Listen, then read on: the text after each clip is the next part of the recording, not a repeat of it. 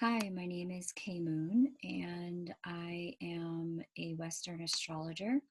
And I'm going to share with you a little bit today about the Aries New Moon and what to expect with the incoming energies associated with this new moon. If you'd like to book a reading with me to understand how these energies affect you personally, or the relationships that you're in, or your business, please feel free to email me at krysalismoon, KRYSALIS moon @gmail.com, and we'll set that up for you. Okay, so big energies here for this Aries new moon. And it seemed important to talk about it because I've noticed among friends and family a lot of heaviness associated with this new moon, and there are some very specific reasons why.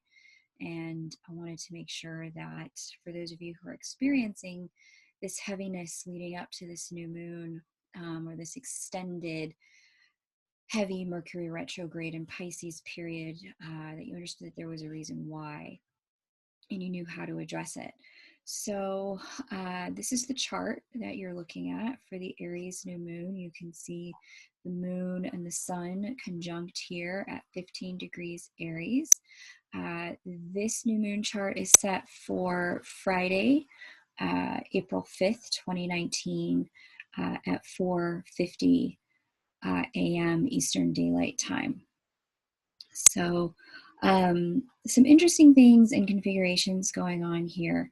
Anytime you have a new moon in Aries, what you're looking at is a rebirth or the beginning of, or an opportunity to reset or create new ambitions, desires, and drives to move yourself, the Aries being the sign of self, toward what it is you know you most want in life. This new moon chart, interestingly, with the new moon being smack dab in the middle of the 30 Aries degrees at 15 degrees Aries, has a couple of interesting configurations going on leading into it. We just came out of a Pisces heavy season, and now we have in Pisces, we've got Nessus, the asteroid of obsession. We've got Venus, planet of attraction. We've got Neptune, the cosmic dissolver. And we've got Mercury, the communication, sitting pretty much conjunct the dissolver. So there is still this sense of things being quite unclear or nebulous or deeply spiritual, internal, and quite cosmic in certain ways. In terms of our internal nature and our emotions, there's this sense of being tapped into the emotionality of everyone and everything around us. You may have noticed that there are certain feelings that you have that you don't normally feel. There's a good chance that you, through these transits, both last year, the water sign grand trines, and this year, the Mercury retrograde in water signs, you may have become quite emotionally intuitive and empathic to people around you. So this configuration here, this lingering configuration in Pisces, Pisces being the final water sign, it's all about the all, the cosmic oneness.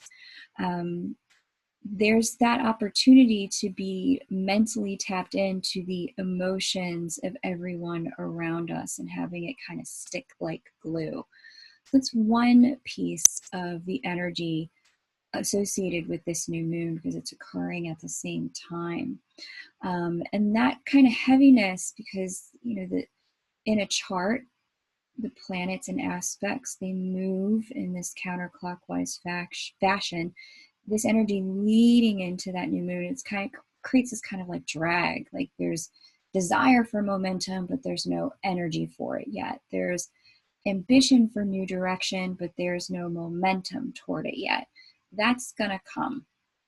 The second reason I'm noticing a bit of heaviness affiliated with this new moon has to do with this lingering configuration out here in the sign of Capricorn. And this new moon has an Aquarius rising, 29 degrees Aquarius rising, which places Capricorn in the 11th house of hopes, wishes, and dreams. This lingering configuration of Saturn, the South Node, Pluto, and the asteroid Chariklo, alongside the asteroid Pholus, these four having kind of sat here for some time now and just kind of picking up in intensity, have really been about a restoration of integrity when it comes to our work ethic, our dreams, our hopes, and the things that we're willing to work for and make real in our lives. And a death of the structures that did not support those things, and a chiseling away of anything that really wasn't well configured to support those things. A reconfiguration of our support structures to make sure that what we are working toward is actually workable in the grand scheme of our lives. This configuration out here is actually almost by roughly 5 degrees or so square this new moon, and will be square the moon and the sun in the coming week following this new moon, as the moon and the sun move toward 20 degrees Aries, 23, 24 degrees Aries. There will be an exact square between this configuration, Saturn, South Node, and Pluto in particular, speaking to the sun and the moon. So I describe squares as this tension that occurs when the phone is ringing, the baby is crying, the bathtub is overflowing, and there's a knock at the door, all at the same time, and they all must be dealt with. You cannot balance one as you could in an opposition. You cannot eliminate one or mute one as you could with certain other aspects. You can't get them to work together. You simply have to figure out how to get it all done. And that's kind of the tension that a square poses. So with this new ambition, but lack of motivation, this still this a bit of energetic inertia tied up with this reconstruction of what it is we're willing to work for and work toward. You can already see how that creates this bit of oof, I know that's my direction. I know that's what I need to be doing. And I'm still having trouble doing it. And it's still how am I ever going to find the energy, the resources, the time, the motivation to make this happen? And those are the big things here. Now, there are some interesting things that are also part of it, and I want to speak to those through what are known as the Sabian Cymbals. And they will also talk about and share where the exit point, actually post that, we'll talk about where the exit point is for this energy. Because there are several exit points, because this energy is going to color our summer for 2019 and color kind of the rest of the year as the first Aries new moon of the year, the only Aries new moon of the year. It's pretty much the start of spring. It's the beginning of the actual astrological cycle. It's the astrological new year. And so this is the energy that's coloring the way we're beginning and coming into the astrological new year for 2019. So let me get into those Sabian Cymbals really quick. For those of you that are unfamiliar, Sabian Cymbals are they're degrees, I guess you could say, that have been codified to have representations. Let me put that a different way. Every degree in a chart has a representative meaning, and those representative meanings can speak to the way that planet, that degree, when a planet hits that degree, the way it's going to play out. So let's go ahead and share some of these degrees. Let me just quickly go back and just show you these degrees. So we're looking at 20 degrees Capricorn for Saturn, and Saturn is the it's the restorer of integrity, is how I like to think of it. People talk about Saturn being the harsh teacher, Saturn taking away things and being the master of time. What I've noticed is with every Saturn transit, it only takes away that which doesn't make you or leave you whole. Then we've got 22 degrees for the South Node being what they call karma, past lives, gifts you incarnated with, things you still need to work out. And then we've got 23 degrees Capricorn for Pluto. And then we've got, these flankers here, which I go into detail with if we're looking at your personal chart. But for this reading, I won't. Fullest specifically being the asteroid that represents self-sacrifice. So if you feel like you've been giving something up that you really don't want to or don't have it in you to let go of, we should probably talk. And Chariklo out here being the interstellar intercessor. I won't go into the mythology around Chariklo, but Chariklo is the one we can go to when we know we need a favor from the universe or from God. So the self-sacrifice, the favor from the universe being the bookends to this conversation, really in your personal chart, we can get into what that means. You're being asked to let go of and why and where it is you have favor in order to call forward support. But now let's talk about those degrees. Let's see. Okay. So this is aquafire.net.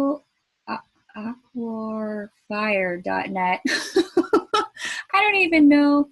Aqua or fire. Okay, that's probably how you say it. I will link this under the video.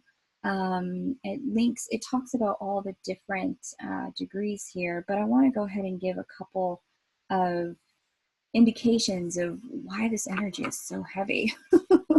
I mean, Pluto and Saturn we already know are heavy, right? Saturn again being restorer of integrity, and Pluto being the life, death, rebirth cycle, god of the underworld. So at 20 degrees Capricorn, we have Saturn, and here are a couple of things that are spoken to here.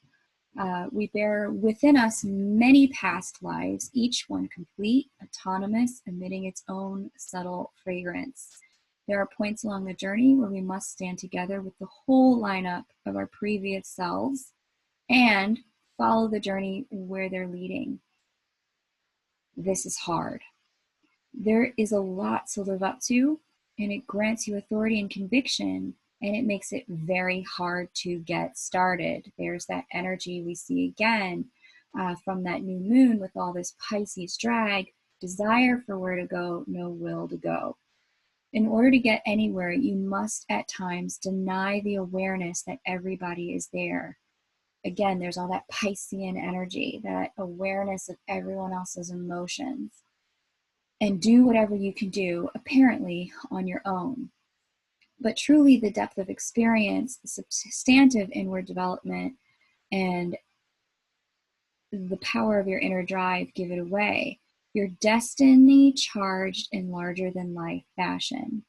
Being self-possessed is your watchword.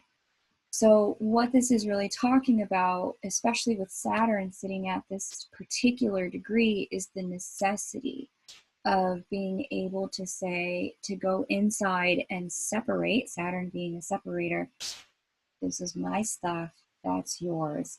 I can't help you right now. I need to deal with me. And this is, again, related to that house of hopes and wishes and dreams, and the things we're willing to work for. Let's take a look at 23 degrees Capricorn Pluto, that's right down here. This is another heavy hitter, this degree. It says an old priest using oil to anoint a carved stone lingam. A lingam being a phallic symbol of masculine fertility. The masculine life force brought to its highest expression, the wise, wakeful, fully present activation of the masculine aspect as something to be reckoned with. Formidable and directly impressive, bearing such a pronounced potency of being that one can readily take charge of any situation. With Pluto sitting at this degree, this is really about being our own initiator of life, birth, and re-death, or life, death, and rebirth. This is really about being the person in your life to say, this has to die, it has to stop, this has to end, and you wielding that power on your own in your own life, as opposed to this being one of those moments where life kind of sweeps through and takes stuff from you. Life may be doing that at this time, I'm not saying it won't, but with Pluto sitting at this degree, with this particular new moon coloring the rest of the year, this is about you getting in alignment with what is dead and being in agreement and being a yes to, okay, that's done. And this is what I choose to give birth to next. This is what I choose with all of my masculine energy to pour my work ethic into next.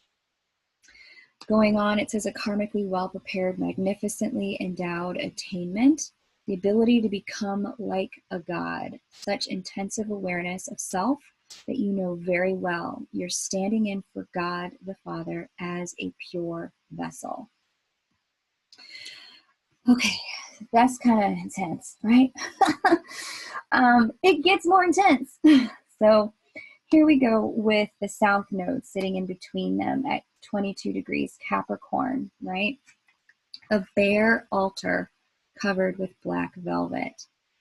Death is a this is why we're all feeling so heavy. Death is a force that brings into earth something from beyond, and this something is the X factor in the human equation. Your own previous deaths as major signposts which hold you to your noblest and most surrendered ways of being. Mortality has spoken. Immortality arises from the ashes. A threshold awareness that hugs the edge between worlds and bows before a God who presides over the living and the dead. What's interesting about the South Node sitting in between these two location points, right,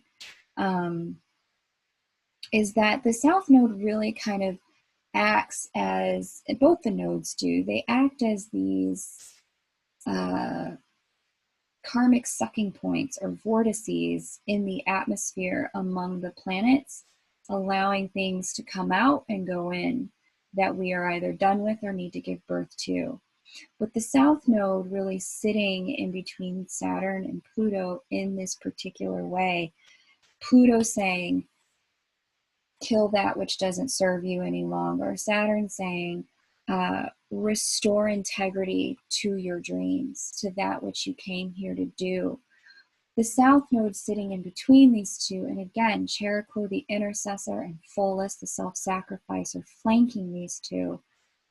This is all adding up to you stepping in and really embodying the spark of life that God gave you and taking charge of your life, really taking charge of your capacity to say, this goes, this stays, this is the direction of the ship, this is what I came here to do, and really pulling from all of your past lives, all of your previous incarnations.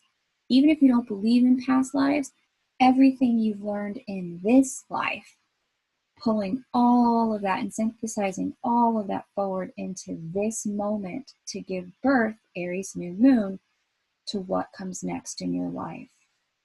That's the energy of this new moon.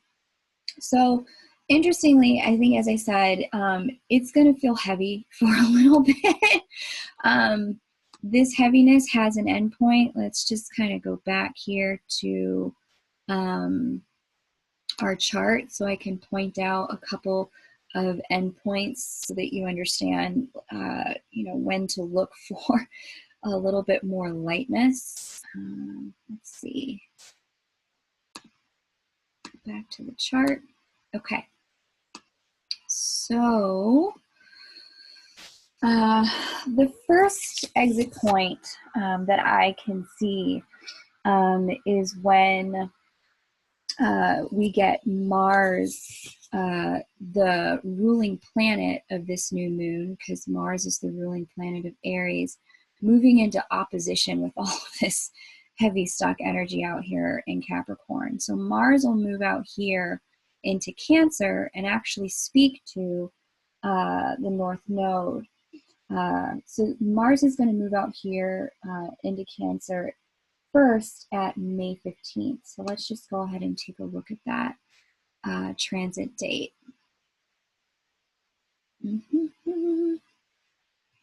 May 15th.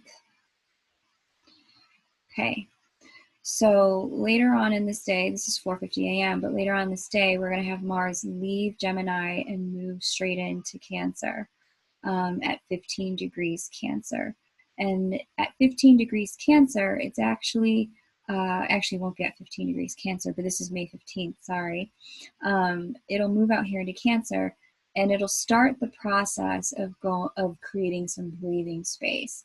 This being the first exit sign on that highway of super heavy energy, Mars's movement into Cancer will provide us a level of greater initiation and drive, or initiative, drive, ambition, momentum, motivation, action, and the capacity to take action. It's going to provide that opposing energy to this heaviness out here in Capricorn. And that's going to feel really good to a lot of people. Mars in Cancer gives you the opportunity to go, okay, I get it. This is what I have to do to nurture myself. I cannot do anything else but nurture me, take care of me. Mars in Cancer in this capacity, again, this being the chart for that new moon, this being the 5th house of creative endeavors, this is going to give us the motivation we need to move toward our creative endeavors, creative offspring, that which we need to create to manifest those hopes, wishes, and dreams, 11th house. All right, so that's the first exit sign. That'll be May 15th. The next exit sign, this is probably my favorite, although I really hope it doesn't take that long for this heavy energy to move, because wow, is it heavy. The next exit is June 11th. And this is when Mars and the North Node are going to be conjunct, opposing this energy, this heavy energy out here in Capricorn. There's a lot of things that I love about this date. So again, recall that the nodes operate as these vortices that can suck energy in from the past or from the future. This is going to be us having a lot more freedom and permission and capacity to use our dreams as motivation, use our dreams as momentum, to take all this heaviness and transmute it into drive and ambition. And that's really going to be exciting to feel, especially because Mercury is going to sit so close to these. Not only is the energy for it going to be there, but the know-how, the understanding, the ability to speak into being that which we know we want to have. The second thing that's exciting about this date is we've got Venus here conjunct Mars at 3 degrees of the Mars from the new moon. We've got Venus conjunct that Mars in Gemini. With Venus and Mars sitting together, it creates this brand new cycle of passion and energy coming forward into our lives. And with it being in Gemini, there's this opportunity for everything that we've been putting effort toward to be mirrored back to us, so we can start to see some of the fruits of our labor. The third thing that I love about this day is now on this day we've got the moon in transit in Libra, exactly opposite this Aries new moon. Holy cow, how cosmic is this? Super cool, right? Because this Aries new moon had all this Piscean drag behind it. And while the moon is going to cycle several times through the chart, it's going to cycle through all of May, all of April, and then in June, it's going to come out here and be exactly opposite that new moon on the day that Mars is conjunct the North Node with all that ambition and energy. Then we've got, okay, now our emotionality is starting to come into recognition of what the lesson of the new moon was, who the people, sign of partnerships, Libra, are that need to come with us as we build that next step. So it's a really exciting day in a lot of ways.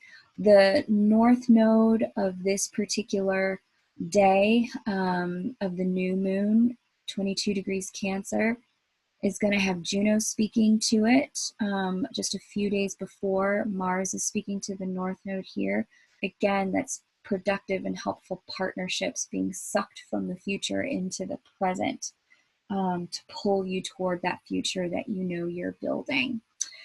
So that's the second exit date, exit opportunity, when Mars and the North Node conjunct that energy. The third opportunity that I'm seeing is when Saturn, because Saturn and Pluto are about to go direct this month. Not direct, but retrograde. So let's just go back to this natal chart for the new moon. Saturn here and Pluto, they're going to go retrograde at the end of the month, and then they're going to go forward.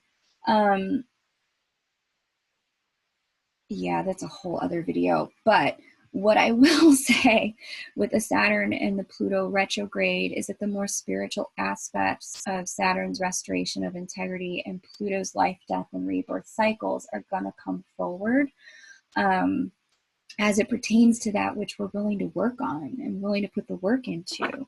What you may find is that the energy to do things that just don't serve you is just no longer there.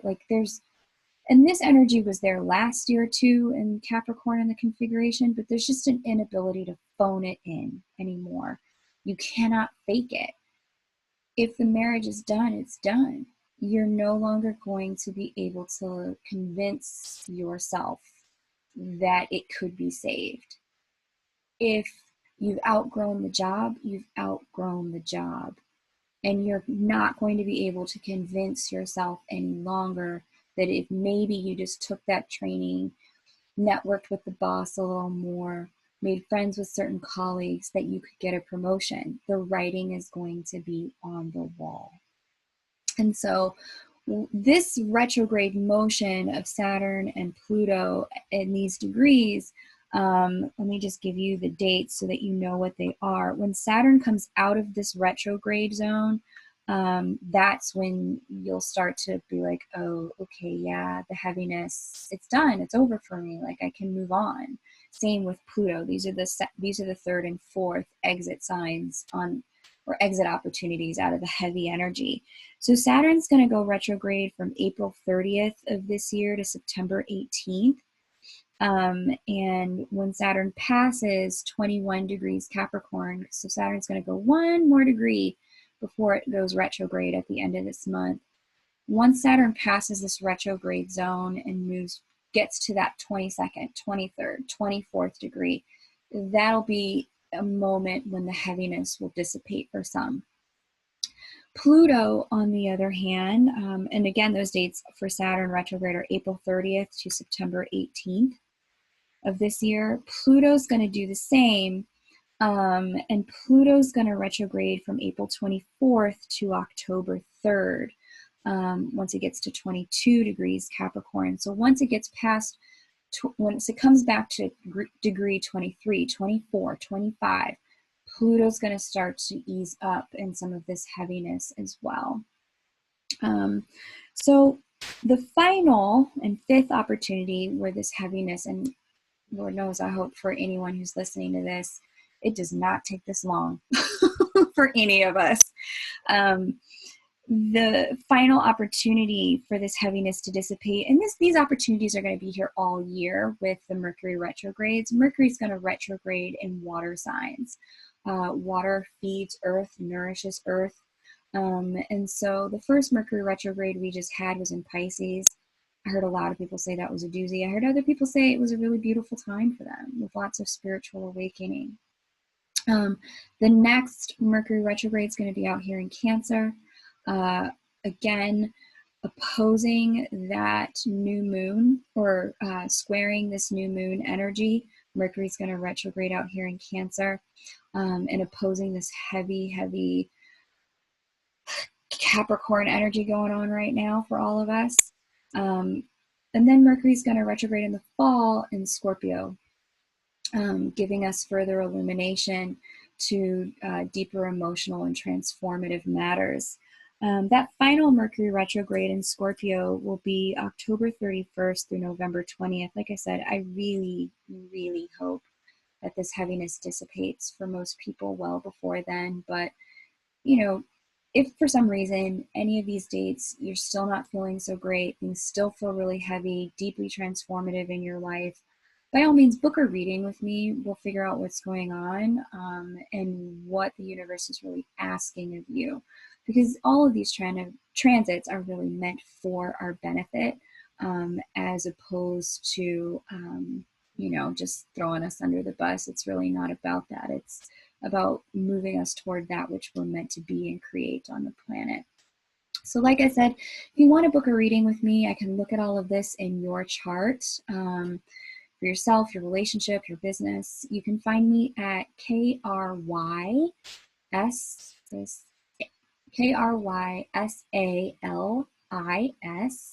moon, MOON @gmail.com. Thanks so much for listening, and thank you for subscribing. I look forward to seeing you in the next video.